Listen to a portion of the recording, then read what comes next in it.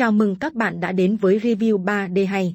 Ở cuối tập trước, sau khi U Thiên Tuyết là người đầu tiên với kỷ lục 100 đường kiếm đạo thì tiếp tục lại là Tần Trần ra tay. Sau một hồi, đường kiếm đạo thứ 90 cũng được mở ra, rồi đến thứ 91, cũng chính là đường kiếm bạc đầu tiên phát sáng. Lúc này mọi người đều chấn kinh, chỉ là một tiểu tử không tiếng tăm mà thực lực cũng ngang ngửa so với 4 đệ tử hạt giống của Yêu Kiếm Tông.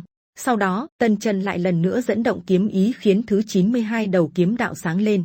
Giờ khắc này thì sức mạnh còn vượt bậc cả Dương Lăng của Phong Hành Tông. Tuy nhiên cú thất kinh của bọn người xung quanh vẫn chưa dừng thì 93 đường kiếm tiếp tục được bộc phát ra. Thành tích này năm đó Linh Kiếm Hoàng cũng từng đạt đến. Nó vẫn chưa phải là cuối cùng, quay ra đã thấy 96 đường kiếm sáng lên trước mặt, kỷ lục ngang ngửa Diệp Vô Danh. Thấy thế, đám người quanh đó lại tiếp tục bàn tán. Chẳng lẽ người này là thiên phú, có thể so với tài năng của Diệp Vô Danh? Sao có thể so với Diệp Vô Danh được? Đó là một cái gì đó hoàn toàn khác biệt.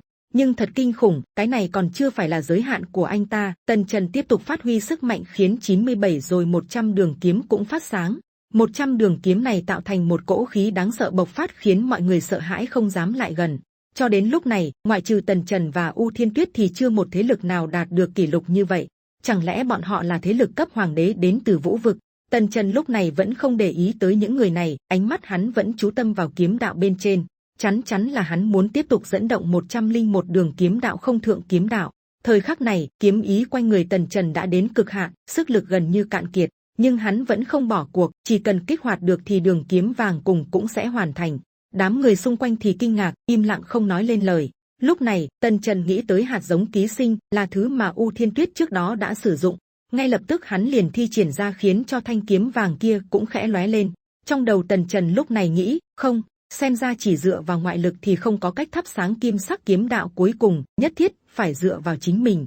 Sau đó hắn ta nghĩ với kinh nghiệm kiếp trước và hiện tại nhiều như vậy, nếu không thể kích hoạt được cái gọi là kiếm pháp tối cao này thì trong tương lai, hắn làm sao đi đến võ vực, làm sao tìm Phiêu Miểu Cung và Hiên Viên Đế Quốc báo thù. Tần Trần mới gầm thét, ánh mắt của hắn nổ ra như chớp, anh ta mơ hồ như thấy được thứ gì đó, kiếm ý trong cơ thể ngày càng mãnh liệt. Đột nhiên, xung quanh cũng nổ ra một cơn chấn động cực lớn khiến trăm đường kiếm đều run rẩy và những người xung quanh cũng ngã nhào ra. Chỉ có Tần Trần là người duy nhất không bị ảnh hưởng, cuối cùng thì đường kiếm vàng kia cũng được thắp sáng.